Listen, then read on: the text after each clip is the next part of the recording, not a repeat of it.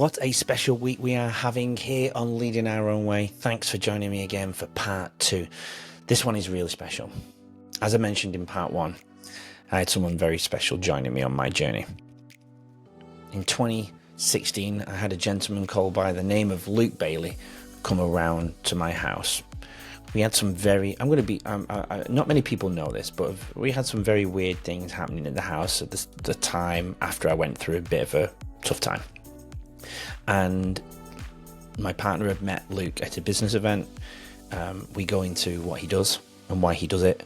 He's going to be a guest later this year, and it'll all make sense. I've been a bit of a jabbering mess on this 100th episode because it's about being raw, it's about being real, it's about me just being vulnerable on the 100th. And as I mentioned in part 1, one of my friends said to me, don't have a guest on, just people want to know about you. And I hate that stuff, but people have sent the questions in which we did in part 1. So there we go. There's part 1 for you. But part 2, I had to bring Luke in. Luke was part of my journey because he came to my house and saw me. He is literally the only person outside of my partner that saw me go through a dark time. Now, that's not to say other people didn't know I was going through it, but that he actually saw where I was at without the mask on.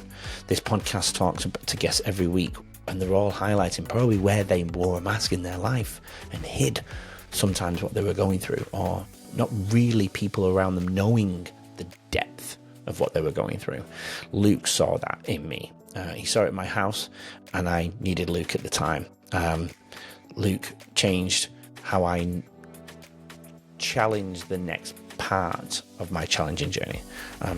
I wasn't fixed, but if it wasn't for Luke being in my life and part of that journey, I don't know what I would have done. I don't know if I would have continued to wear the mask until this day. Even would this podcast even exist if it wasn't for Luke? You know, those type of questions do come up, and we'll never know. Maybe Luke knows. He's a bit of he has that thing about him where he knows this stuff. He's incredible, and it's such an honor to have Luke here. Let's stop talking because I've been going for 2.5, but here's Luke Bayley, a special friend in my life, and he's a special part of this journey. Here's Luke and myself for part 2 of this 100th episode on Leading Our Own Way.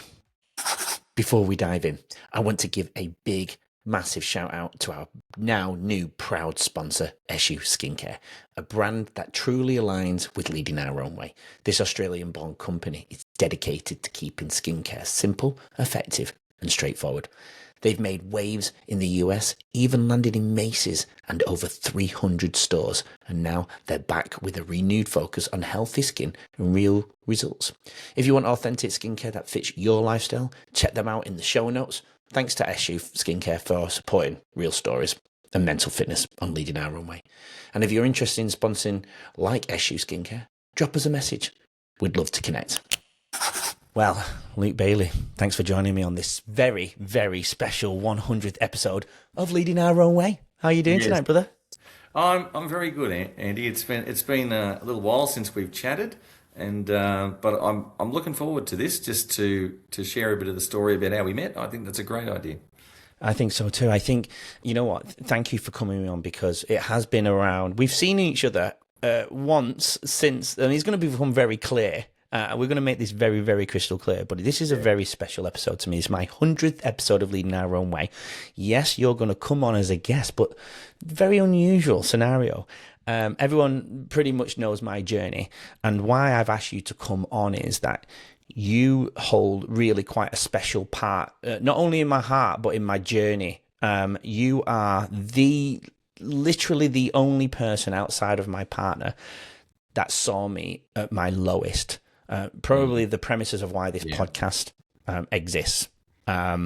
So it's such an honor to get you on and share, I suppose, what you saw and how when we met and what I was going through, the lowest that I felt. You could probably, I think where we need to start is, Luke, tell us a little bit about what you do and how we can connect to how we met and why we met. Okay, so at the time, just so people know, going way back, I'm actually a professional astrologer, and I also have dabbled a lot in what I would call, I would say how and why astrology works, which takes you down a path of everything from science all the way through to spiritual, psychic abilities, etc., etc.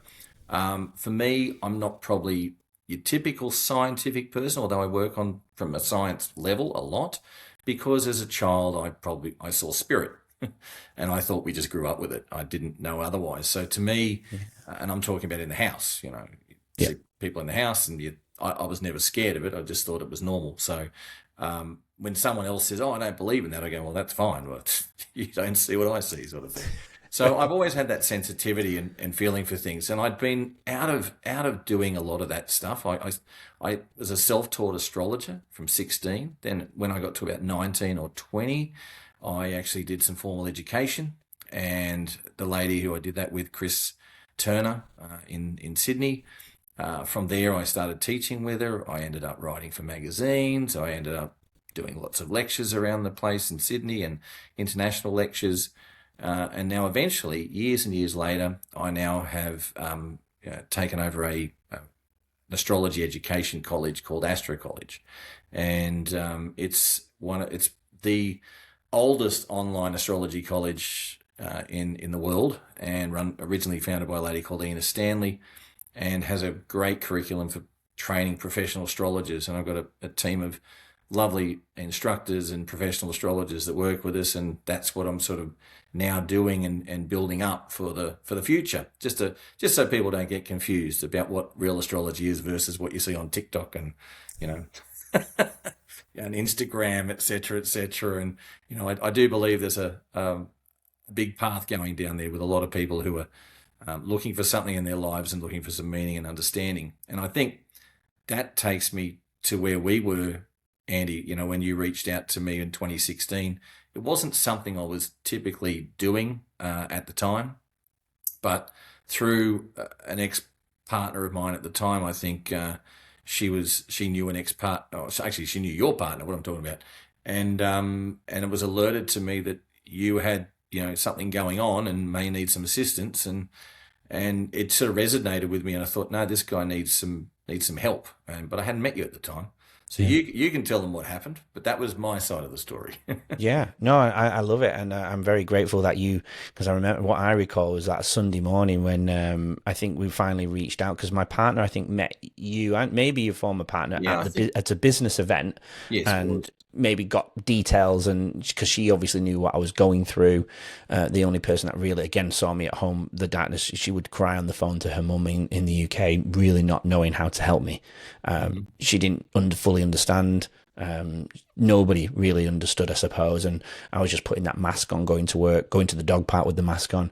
I've always been quite emotional and very, in the sense that I was an open book. Like when people say Hmm. guys don't open up. Well, Yep. that's the opposite to me. I've always opened up, but probably overshared. Probably wanted to connect too much, too hard, too soon. Maybe, I don't know. Coming from England, probably that was a fault. I don't know. I didn't look at it as a fault, but you do get that sense of energy. Oh, he opens up a lot. You can see the eyes rolling, or the body turn, the language, the neck, the body, the face turning, going, talking about it again. And I get it. It's a tough one, but I was the opposite to most men. I would open up.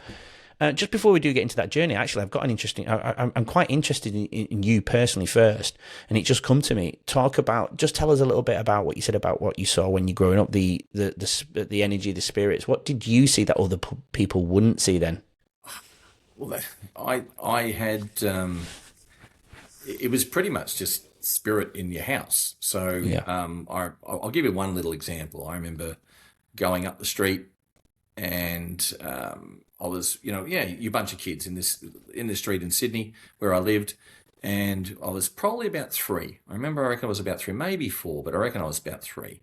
I was just Wow. thinking about when I was, and it was the people up the street were having some construction done on their house, or putting another level up, and we are all a bunch of kids playing in the backyard, and then the lady who, the mother of the friend of mine, sort of called us all in and said, "Oh, come on, kids, come in and have some lunch." And we're all sitting around this big table, and they had six kids, so they had a pretty big table.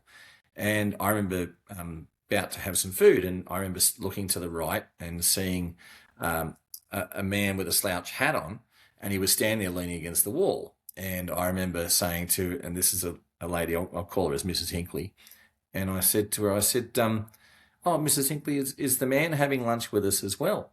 And she's like, "What man?" I said, "The man, leaning just there, you know." And she's like, "There's no man there." I said, "Yes, there is, the guy with the hat on." And anyway, I got told, "Don't scare the kids," and I'm making stuff up and I'm telling all these stories, and I got sent home. I remember crying on the way home. Oh my Lord. So I was just telling them what I saw. So Yeah. it didn't happen all the time, but when it happened like that, I just thought it was normal. I didn't realize that wasn't the case. So, and as a kid, you know, I still call, I remember I have a lot of memory of things. So I remember things going, I remember being in the womb. I had total recall probably at about, I think my mum said I was about 18 months old, maybe 20 months old, if not, if that, maybe a bit younger. But I remember it. I was sitting in the high chair because I remember having this timber high chair that I was sitting in. I think it had plastic top though. I remember it as timber, but I think it was timber. And I was sitting at the table, and I remember my mother getting some dinner ready, and there was some people from across the road. There was John and Carol who lived across the road, and she was a nurse, he was a teacher, and my dad, who was a chiropractor, my mum, who was an ex-nurse as well. And they're all sitting down, and I remember looking at my mum and saying, "It's all your fault. I wanted to be born, and you wouldn't let me out." And everyone just looked at me like, "What are you talking about?" And I said, "It was, you know, what happened? When did this happen?" And here I am, 18 months old, let's say, and I started telling my mum that I wanted to be born in September and not December. And technically, I shouldn't probably didn't even know what month was what at the time, let alone talk as clearly as I was, and started telling her off and saying I was drowning and you wouldn't let me out. And I don't know what the cubes were, Andy, but I was saying, and I still remember saying there was cubes and the cubes are holding me in. So I was trying to explain. So imagine you've got adults asking. My dad ran off, got a bit of paper, and he was starting to write stuff down of what I was writing, what I was saying. And I was sitting there saying, "Look, I wanted to be born, and you wouldn't let me out, and I was drowning, and I was scared, and da da da da." And I don't remember everything, obviously, but these are the things I do remember. And what the thing was my mum threatened to miscarry with me in the September. So I nearly was born early. So I was telling her that I wanted to come out then because I was drowning and I wanted to get out.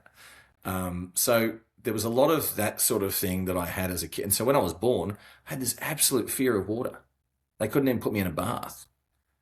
So, you know, I used to get sponged down, you know, Yeah. because they couldn't put me in a bath. I remember going to the beach for the first time, and I must have been really little. And I looked at the water, and because I was always scared of the bath.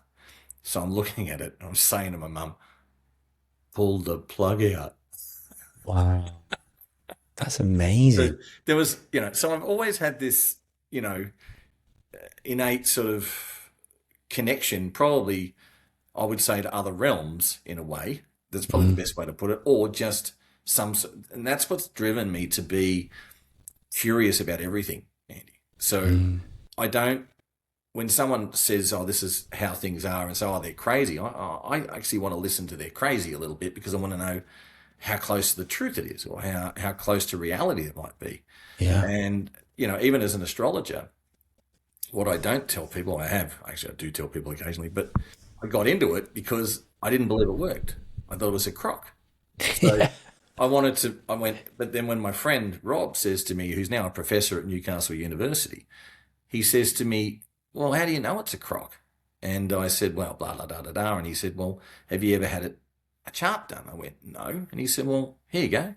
And he gave me some, you know, photocopies out of a, you know, blank charts, and photocopies out of an ephemeris with planets and the table of houses and a book on how to do it. Said, "Here, knock yourself out."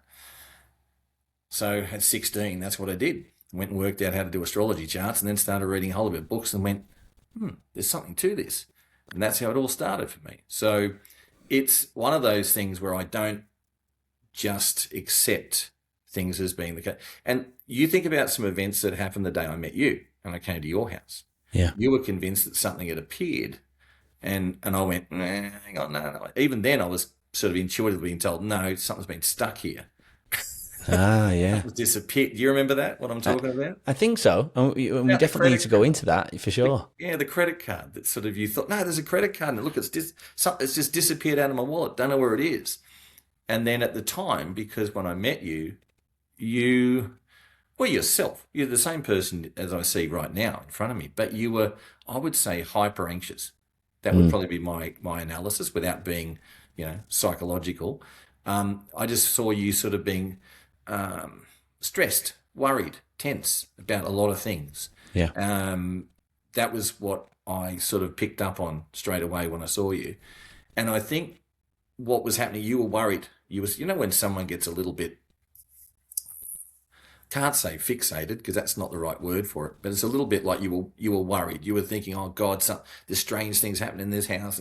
But one of the things we did do, and I think there was some strange things happening in the house, but one of the things we did prove was that I think when you pulled out the drawer, a credit card that you had in a wallet got stuck up the top in the drawer component. Do you remember that? Kind And I of. went in and I looked underneath and I'm going, hang on, let's just pull the drawer out. And then I went, here it is.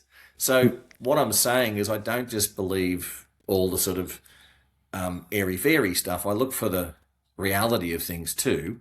If Yeah. something doesn't feel right, I go, okay, no, that's a bit too airy-fairy. But I'm Yeah. very open to what people would call airy-fairy, Yeah. Yeah.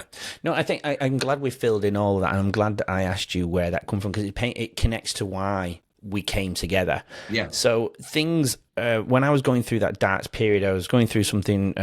Again, the viewers know, but I don't go on about it. For me, the podcast is about sharing everyone's stories, and that's why this is a very special 100th episode. Because at the beginning, I did an episode about why the podcast has started and the journey I've been on.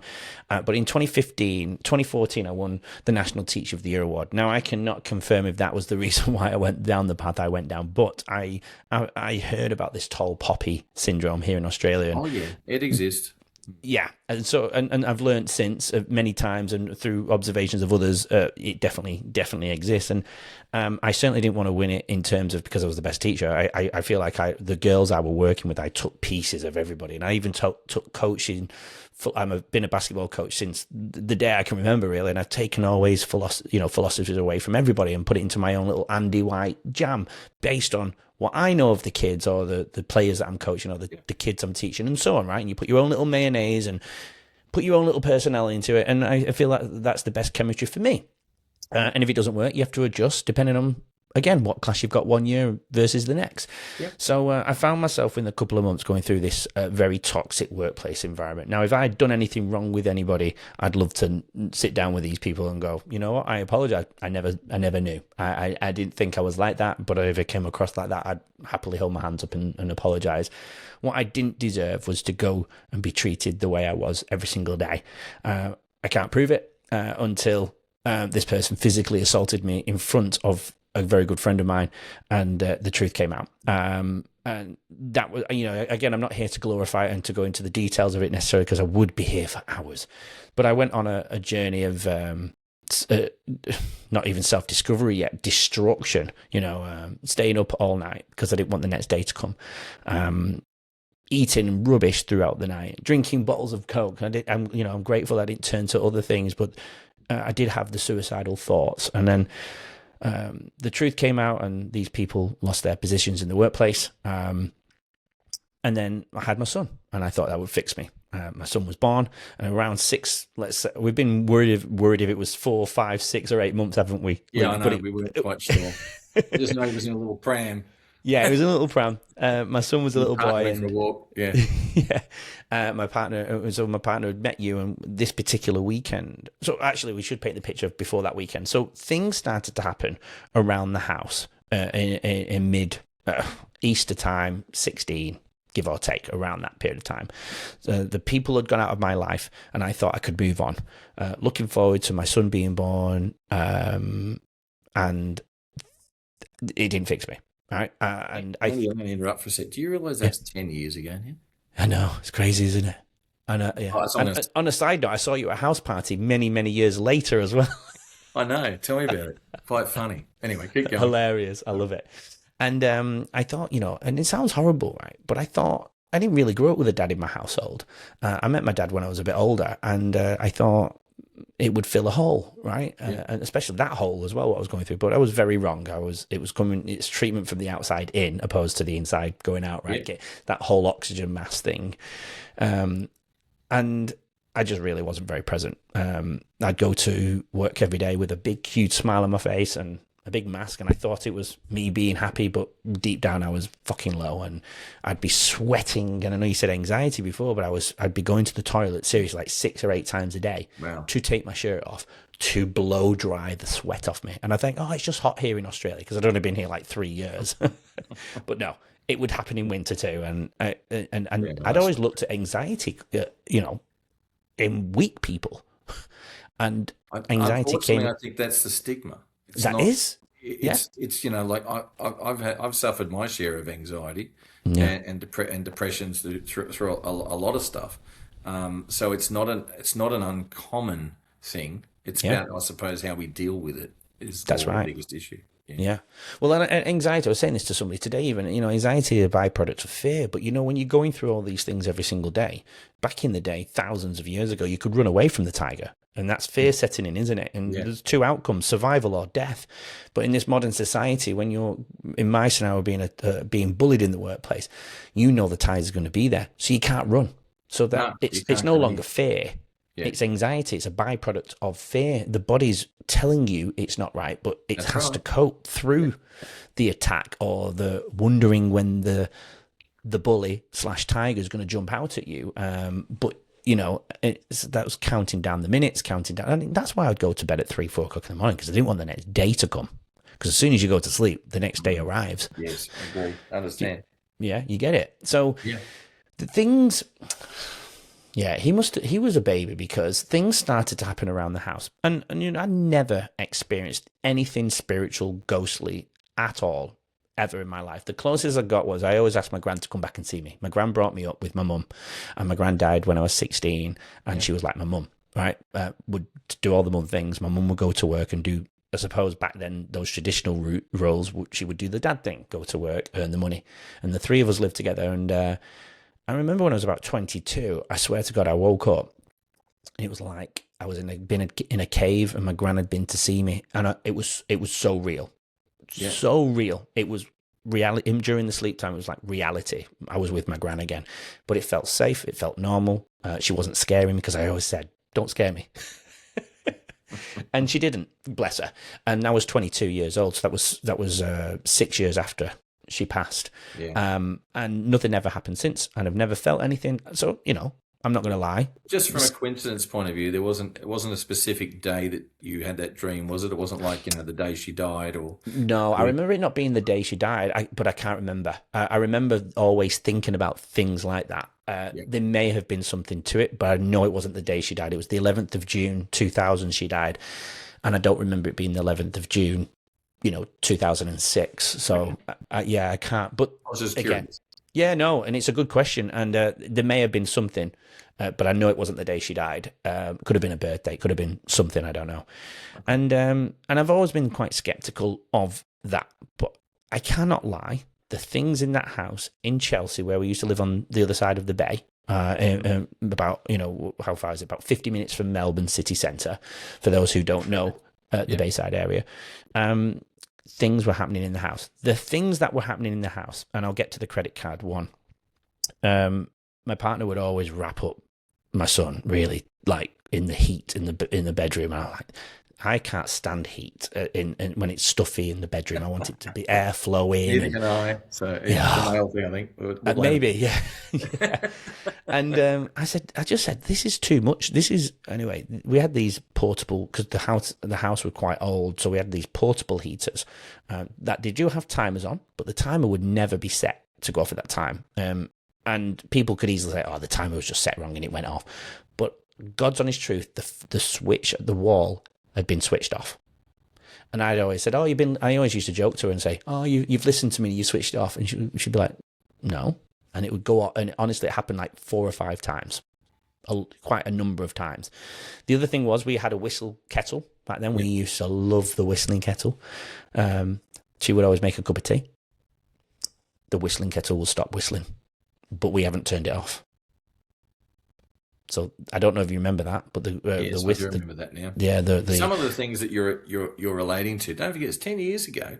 Yeah. And even the other day, a few weeks ago, when we met up to talk about coming on to do this, we were both sitting there going, "Oh, hang on, what was that again? What was that?" We had different memories of that day. Yes, we did. Yeah, yeah, yeah. But that kettle would happen a few times too. So that was really weird. I'd be like, I just assumed she'd turned it off, and she'd be like, "Well, why have you turned it off?" I went, "I've not turned it off." So that would happen, and then I can't remember. There was other small things, but they have definitely vanished from my memory. But there Was was one of them to do with a light, like a light being on in the room or something like that, and you coming off before you turn the light off? Was something else electrical? I know there was the maybe heater. It might have been a there was light. definitely a heater, definitely the kettle, electrical. Oh God, I don't know. Maybe. I got a feeling like either it was a lamp or whether it was the light, and it was Yeah, like on during the day. You go, hang on, when I turn this on during the day, but it was on when I came into the room. It yeah. was something like that from memory.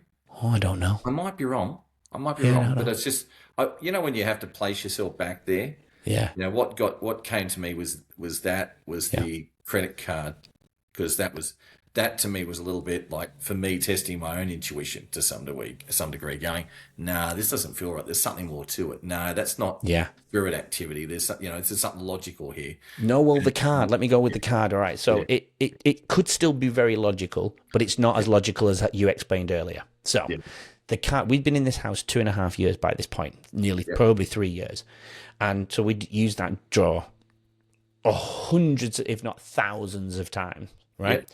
As we opened the drawer during this difficult time, there was a card, a bank card, not my bank card, sat Oh, it was someone perfectly. else's bank card. Yeah, It was somebody else's bank card, yeah. sat in the forks, perfectly placed in That's right. between the forks, stood up. And I That's looked down and yeah. we could not believe our eyes. But it was, remember, I know people who are listening who might go, yeah, that was just top from the top of the drawer. And obviously it has come from the top. Someone might have blue tacked it, but there Yeah. was nothing stuck to it to symbolise that, to No. clarify that. But it might have been rested and it's just come down on this particular day. But people have to remember is, during this moment, during this darkness, during everything else that is happening, That's what right. a time for this card to come down. It's just another sign, whether it's a real or a placebo Totally effect, agree with you. to get you. 100% agree with you. Yeah, It's not about whether the event's right or wrong. It's its timing. It's that's right. about a sign that says, "Hang on." It's the signs that bring people together. Yeah, It's something, sliding doors moment, whatever you want to call it. There's a lot of different things that you could yeah, call. yeah. Anyway, sorry, keep going. No, and that's pretty much it. And at some point behind the scenes of my life, my partner had contacted you, and then contacted us this weekend, and I must have been really going downhill because I'd had those thoughts. Not the fact that I wanted to end my life, but just those thoughts of what if, my dog was just the one that would always lie with me and comfort me. It's not that my partner wasn't supportive, of course she was, but she didn't know how to. She didn't know what I was going through. She never Yeah, experienced. I hadn't experienced workplace bullying before in my entire life. It was just crazy. And then you came that day, and you saw a rawness in me that yeah, I nobody did. else Yeah, had ever. I and know I've asked you a lot to take yourself back in a memory, and I know you touched on it briefly, but I always find it fascinating. If a camera could be watching me and me watching back. You're my camera lens now. What pretty did you much. see in me? Because I'm a pretty confident, outgoing person, and Yeah, I I just saw a highly anxious, um, nearly overly concerned. When somebody is, you weren't. I'm not going to say you're obsessional in any way, shape, or form. That's not how you were. You were you were worried that, like, what the hell's going on? Like, what the hell's going on? But you were worried in such a way that when I found out later that in communication with you and conversation with you that you'd been subject to workplace bullying and all the rest of stuff, the best thing I could describe it as, it was still affecting you, Yeah. and it was still affecting you in your day-to-day life. And then you've got, like you said, you had you knew your father as you got older. You thought having a baby was going to fix other problems, and that's sort of a bit of a patch on the jeans or a patch on the quilt. It just keeps them going for a while. Yeah. But it's not necessarily going to fix a deeper underlying problem that was there. And I think from what I was seeing at the time, you just needed, one, a high level of reassurance that you weren't crazy, That's one of them. Oh, I felt crazy. Yeah. Yeah, Yeah. that it was that you were normal, that what you were experiencing. And I think if you think about it, Andy, I do remember. Um, I'm pretty sure of this now because I remember we looked. I pulled the drawer out, and you said this card had come down, and we looked up, and there was another, like one or two other cards caught in the same top. And I went, look, and we pulled them out. And I said, it's come from here. It was, oh wow. But you, as you said, you could be pulling that drawer in and out for 2 years. Yeah. Never fell out because we don't know whether the people before you living in there had put them up there to hide them and then forgot to pick them up. I recall the name being the previous tenant. Yeah, okay, so there you go.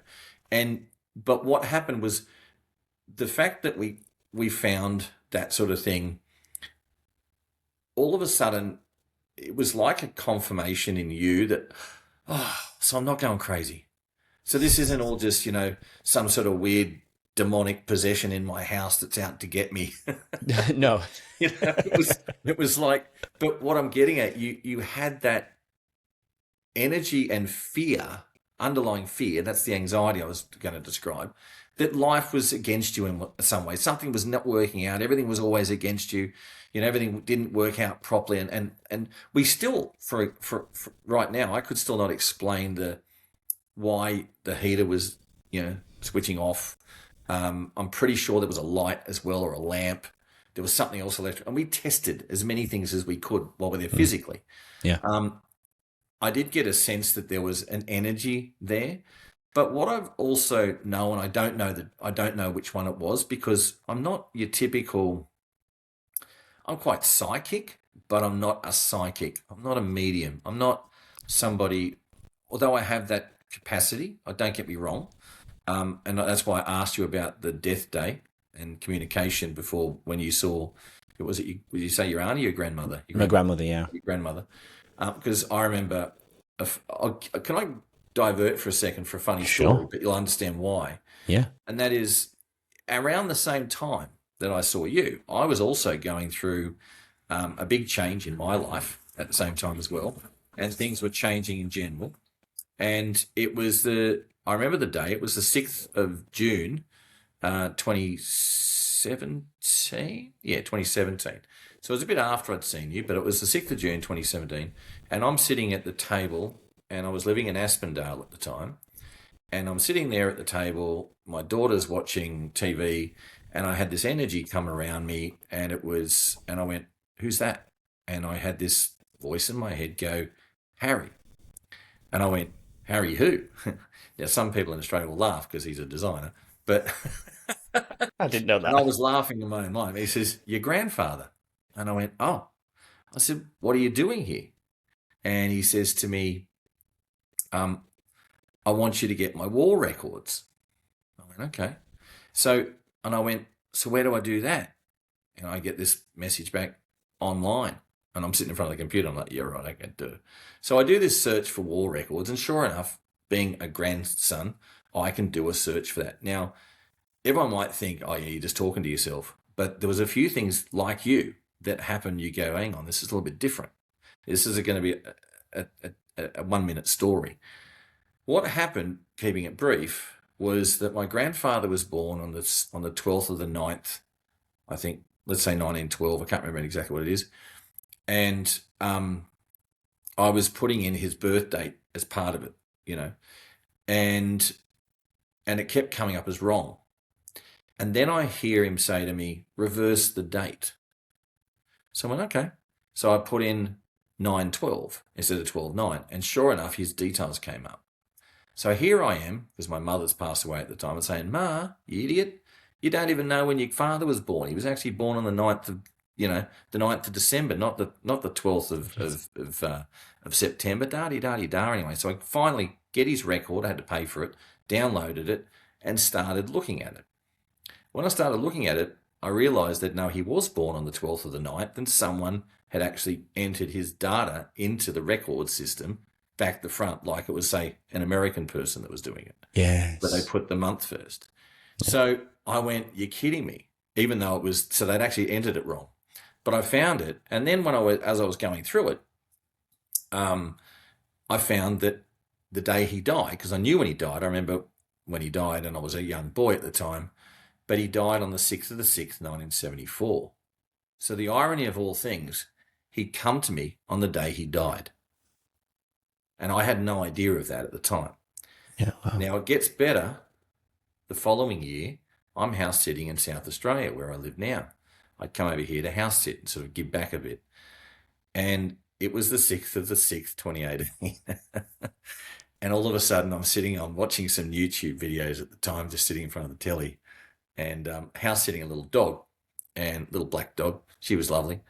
And all of a sudden I get the same energy, and I went, "Is that you, Harry?" And he goes, "Yes." And I go, "What do you want?" And he goes, "I want you to get my medals." And I went, "Okay." I said, "Where do I do that?" What do you think his answer is? "Online." Oh, I'm Harry. like, "Oh, you're kidding me." So I get up, go to the computer, put in all these details, cut a long story short.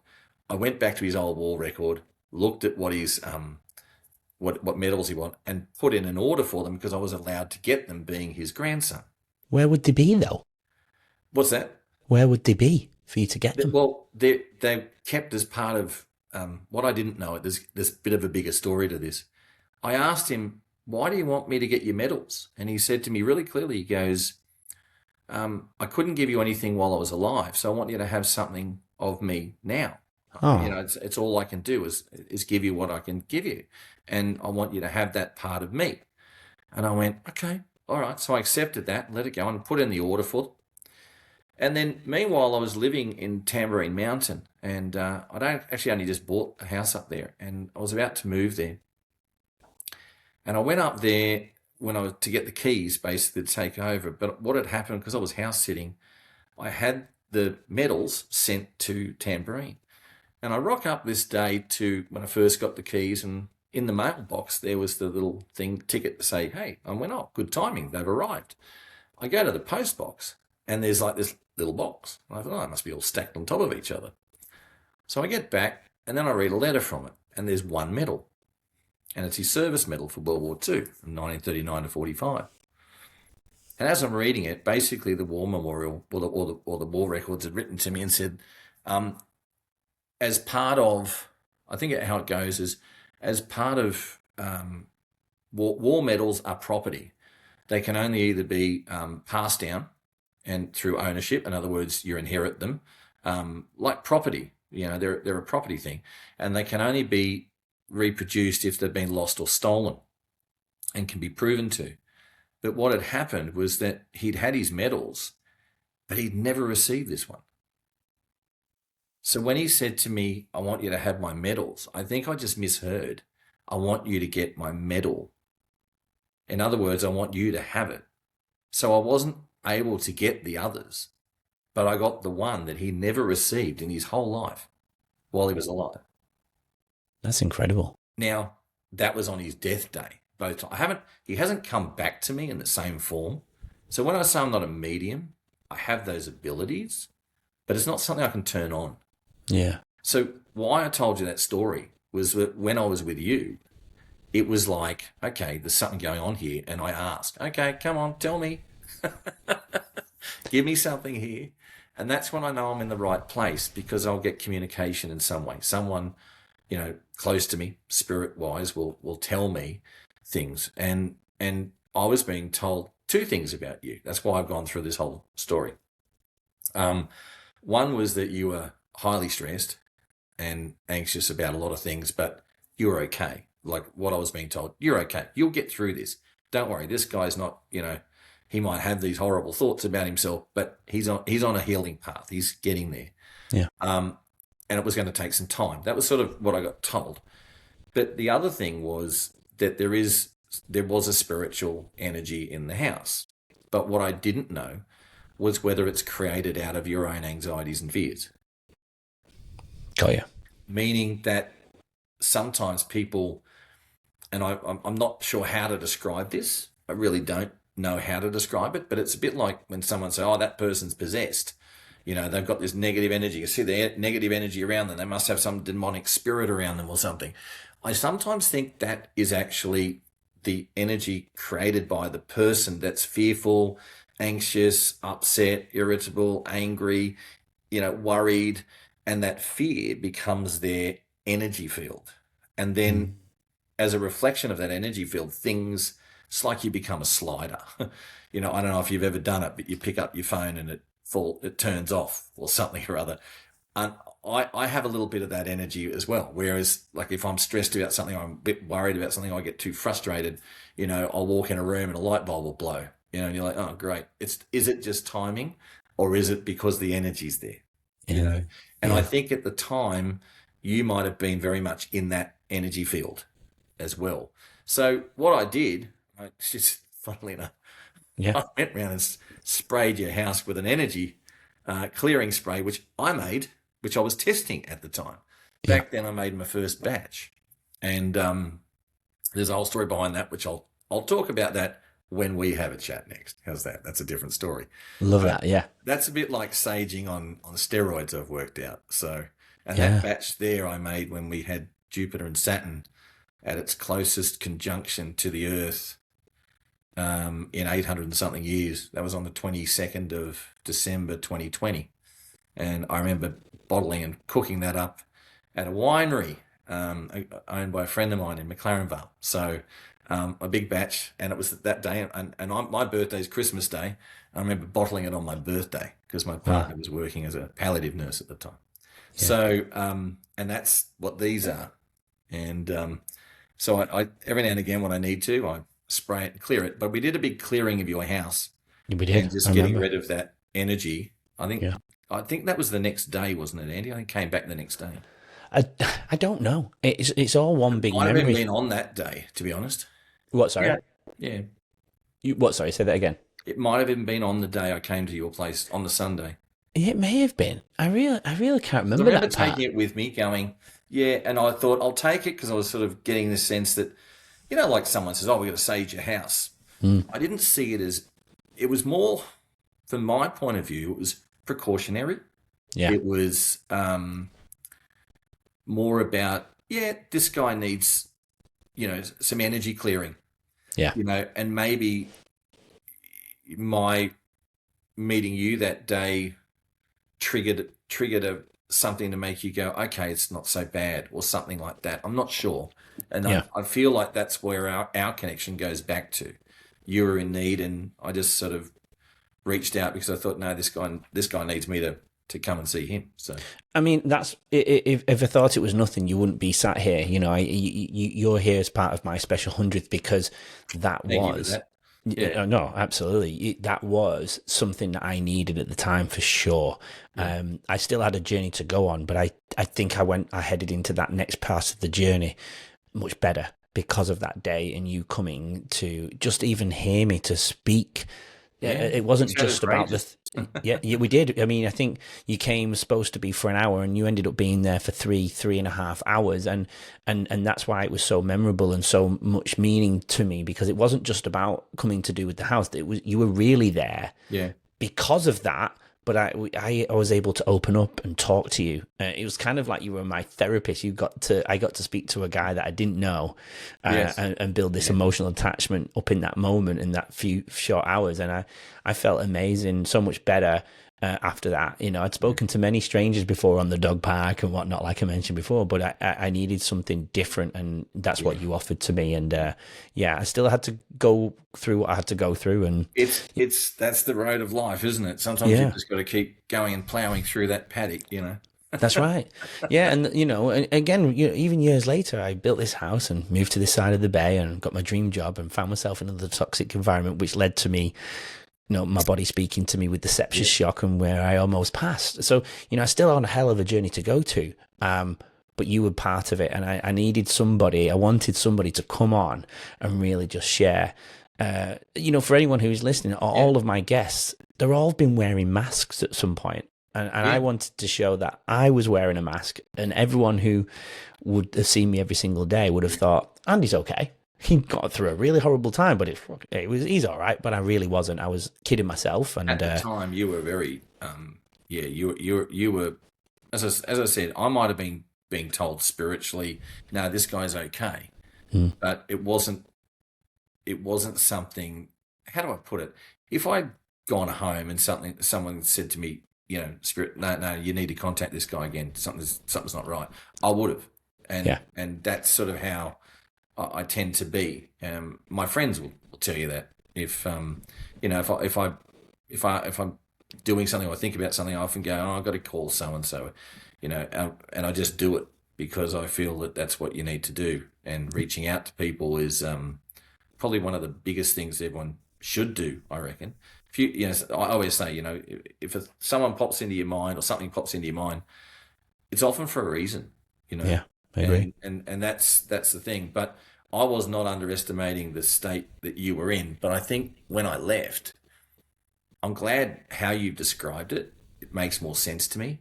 Yeah. It makes me feel better to know that I left you feeling more positive, or maybe setting you on another journey, or just being that listening ear for 3.5 hours. That's right. To let you unload, and realize that you're not crazy. Because, that I felt like that was probably more the energy that you were doing. Am I going mad? I'm like, what's wrong with me? Oh, yeah. And there was nothing wrong with you. It's just you had to see there was nothing wrong with you. Yeah, I mean, through the bullying journey, I definitely felt like I was going mental because I'd be looking around like, nobody saw that. And then when you do open up, you do sound like the crazy one, and then you feel like the crazy one because the energy is coming from the other people to make you feel like that. Yeah. There's a thing called being the family scapegoat, but it works in other ways too. Being the scapegoat at work, it's the same dynamic. Yeah. And you can, there's, I don't like using the term narcissism and that sort of stuff, but there are people who are covertly narcissistic. I think that was the case. They'll do things, and often they've got their own demons and issues and stuff they're going through, but some of them aren't. Some of them are just, that's their nature, and it's pretty hard. It's and very hard. when you become,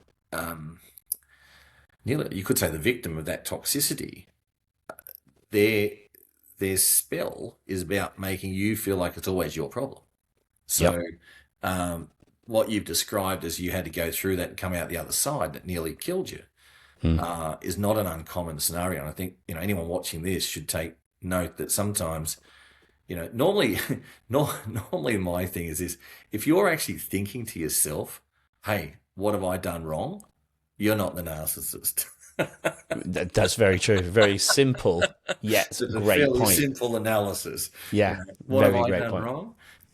There's usually someone else that's causing the problem, and that person's not thinking they've done anything wrong. They're telling you that you've done everything wrong. So, So true. My partner actually thought it was her grandmother coming through to speak to you as well. That's what she thought. I don't even remember that. Actually, look, as I said, yes, it could have been. As I said, it's going back 10 years. Oh, I know. I'm asking And you I'm to trying to drill into the remember memory this- ones here. Yeah, because sometimes one of the other things, Andy, that I've got to say is that sometimes when I say, for example, I'm doing an astrology consultation, or I'm doing a tarot reading, because I'll do tarot cards as well. I got involved in that simply because I thought, oh, I wonder how these work. Are these a bunch of rubbish? But I actually believe that they're actually picture form of astrology in a simplified form, but there's more to it. And the thing was, when I'm doing that, you're normally sort of in a channeling sort of environment. So sometimes I'll do consultations, and unless I've written something down or I record it, people will say to me, remember when you told me? And I go, no, half the time, which is probably not a great thing. But if it's intuitive, if it's tarot, then it's often you've got to go on picture form and then go with intuition and interpret it. It's not something, X plus Y equals Z. If that was the case, you just, be mathematical. This is relying on something that's coming from another level. Some things stick with you, some things don't. And sometimes when you are relaying a lot of information, the person on the other side remembers, but you might not. That's why one of the things that, even in the astrology college, we have a whole section for professional astrologers on ethics. Yeah. And you've got to have, you've got to understand how that works. What ethically you can and can't say, how to put it, all the rest of it.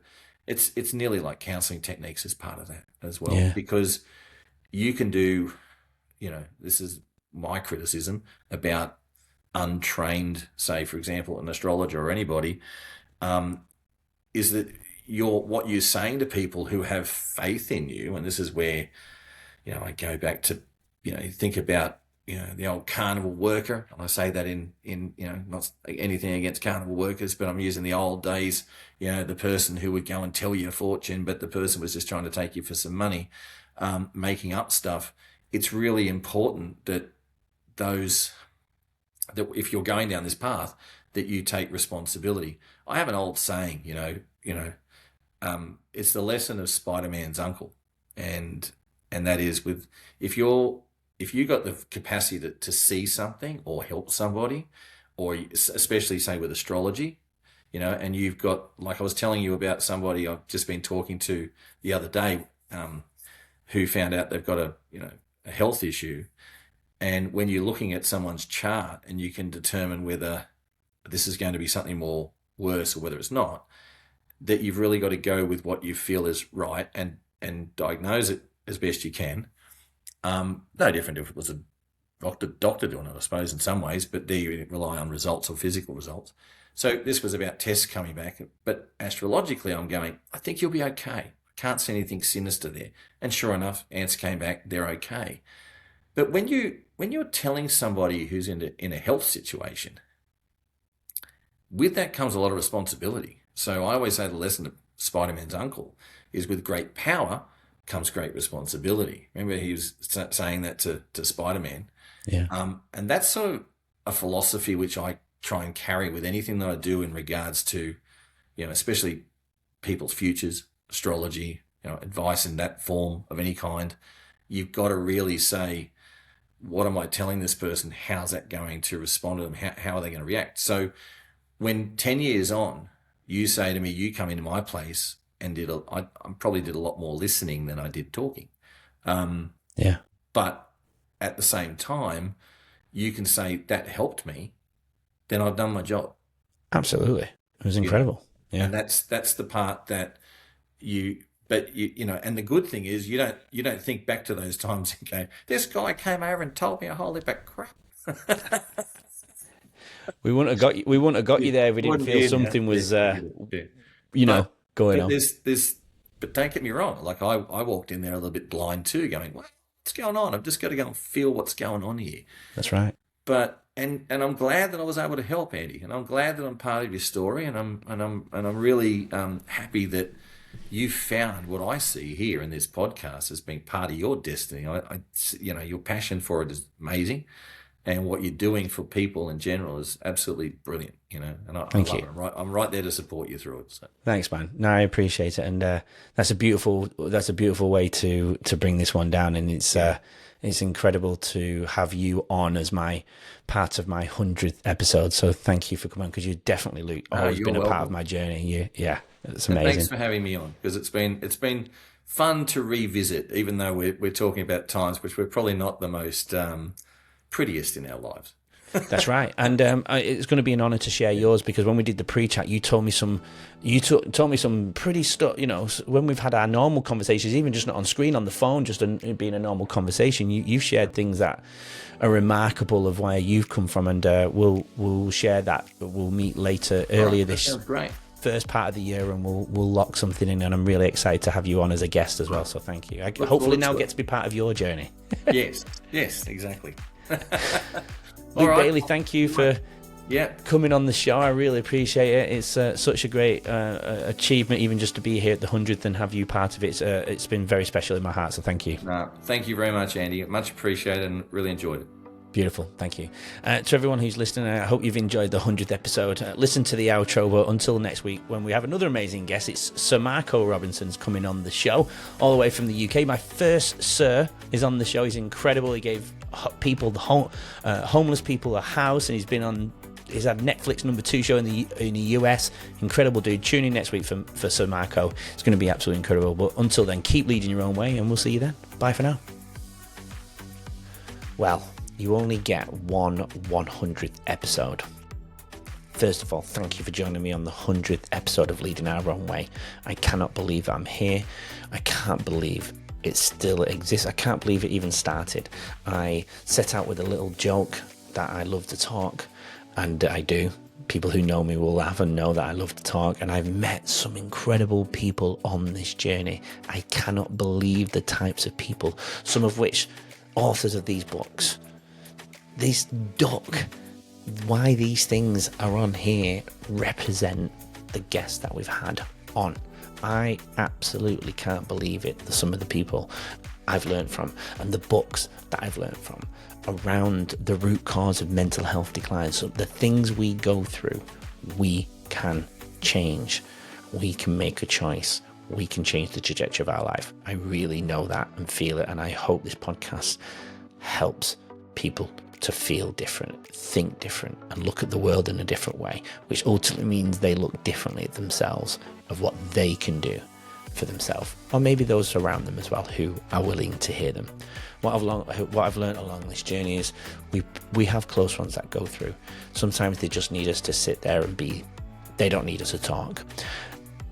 As long as they know they can make a phone call, if they feel comfortable to do so. Sometimes you might not reach out because you know that they need the space to go through what they need to go through. But I hope people are listening to this podcast in quiet, in the car, in bed, when they're walking, when they're cleaning, whatever it may be. And I hope you get something out of it. I hope you learn. I hope you can take pieces of the gems of that the guests offer and put it into your own life. Or you might just like a really good feel story and journey. I just love it. I don't feel like I'm going to stop. It's been my purpose for the last 2 years. I changed my life to do it, and I hope to continue to do it. And please follow the show. Please give us a review, and please share and get it out there. And this year's going to be amazing. We've got some amazing people coming forward. I'll quickly just share with you. I've got Sir Michael Robinson who's coming on next week. Please stay tuned for that. We've got some leaders from Silicon Valley, California coming on. I've got this beautiful person called Mel Marie White coming on in 2 weeks who shares how she almost ended her life and left her children. I've got this beautiful book author coming through called Bracker Goetz, incredible person. The principal of the year, Mr. Stephen Trotter, coming on in a few weeks. The amazing Danny Shannon, who's going to share his journey around addiction. Justin Lund, a business leader coach all the way from Utah. Sean Piggott from Sydney. I've just got some incredible people. Joanne Kennard, who invented the Easy Oven. A good friend of mine called Carl. I've got some people coming on. It's insane. I'm so far ahead, it's insane. The number one pro dunker, Mr. Jordan Kilgannon, will also be later on in this year as well. That won't be out for some time, but just incredible people coming on. I'm sorry if I missed you, but you're all incredible, and I'd be here forever. But I love you guys. Keep joining and leading our own way. Keep leading your own way. Come back next week for Sir Michael Robinson, episode 101.